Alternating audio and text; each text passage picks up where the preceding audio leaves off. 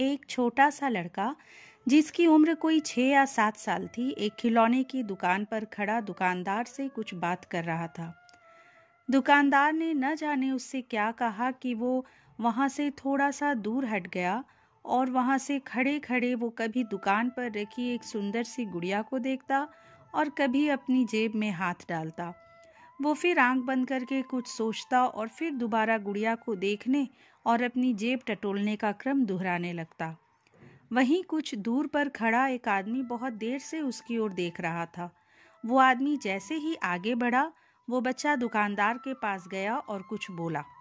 फिर दुकानदार की आवाज़ सुनाई पड़ी, नहीं, तुम ये गुड़िया नहीं खरीद सकते क्योंकि तुम्हारे पास जो पैसे हैं वो काफ़ी कम है। वो बच्चा उस आदमी की ओर मुड़ा और उसने उस आदमी से पूछा, अंकल, क्या आपको लगता है कि मेरे पास वास्तव में कम पैसे हैं? उस आदमी ने पैसे गिने और बोला, हाँ बेटा, तुम इतने पैसों से वो गुड़िया नहीं खरीद सकते। उस लड़के ने आह भरी और फिर उदास मन से उस गुड़िया को घूरने लगा।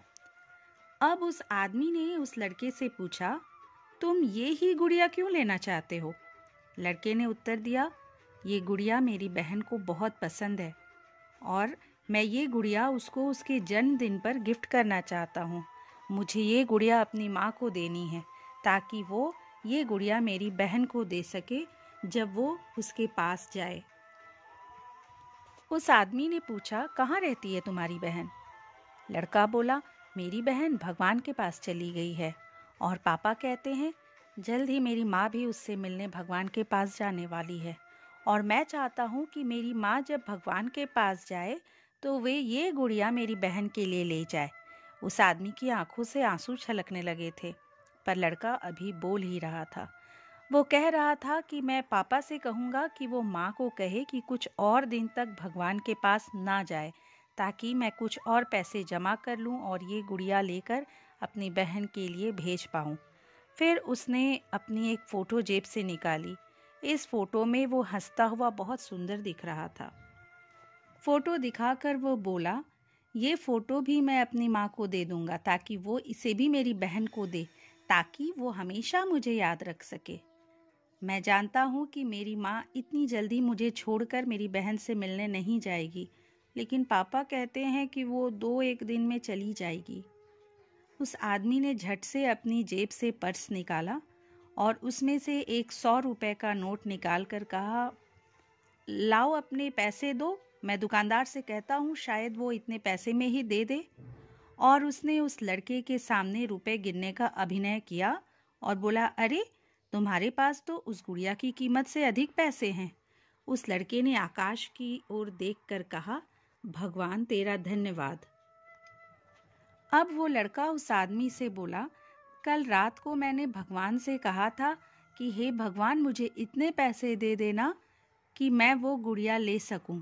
वैसे मैं एक सफ़ेद गुलाब भी लेना चाहता था, किंतु भगवान से ज़्यादा मांगना मुझे ठीक नहीं लगा, पर उसने मुझे खुद ही इतना दे दिया कि मैं गुड़िया और गुलाब दोनों ले सकता हूँ। मेरी माँ को सफ़ेद गुलाब बहुत पसंद है ना। उस आदमी की आंखों से आंसू नीचे गिरने लगे। फिर उसने उन्हें संभालते हुए उस लड़के से कहा, ठीक है बच्चे, अपना ख्याल रखना, और वो वहाँ से चला गया। रास्ते भर उस आदमी के दिमाग में वो लड़का छाया रहा। फिर अचानक उसे 2 दिन पहले अखबार में छपी खबर याद आई, जिसमें एक हादसा छपा था कि किसी युवक ने शराब के नशे में अपनी गाड़ी से एक दूसरी गाड़ी को टक्कर मार दी। गाड़ी में सवार एक लड़की की मौके पर ही मौत हो गई और महिला गंभीर रूप से घायल थी। अब उसके मन में सवाल आया, कहीं ये उस लड़के की माँ और बहन ही तो नहीं थे। अगले दिन अखबार में खबर आई कि उस महिला की भी मौत हो गई है। वो आदमी उस महिला के घर सफ़ेद गुलाब के फूल लेकर गया। उस महिला की लाश आंगन में रखी थी। उसकी छाती पर वो सुंदर सी गुड़िया थी जो उस लड़के ने ली थी, और उस महिला के एक हाथ में उस लड़के की वो फ़ोटो थी और दूसरे में वो सफ़ेद गुलाब का फूल था। वो आदमी रोता हुआ बाहर निकला। उसके मन में एक ही बात थी, एक शराब के नशे में चूर एक युवक के कारण एक छोटा सा बच्चा अपनी माँ और बहन से दूर हो गया, जिन्हें वो बहुत प्यार करता था।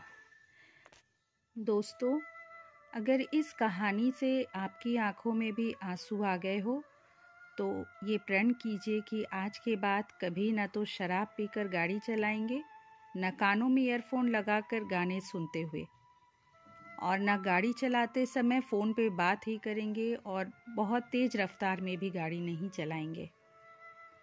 यदि आपको मेरा ये वीडियो पसंद आया तो प्लीज़ इसको लाइक कीजिए, और अगर मेरे चैनल में नए आ गए हैं तो सब्सक्राइब कर लीजिए ताकि आने वाली वीडियोज़ आप तक पहुंचती रहे।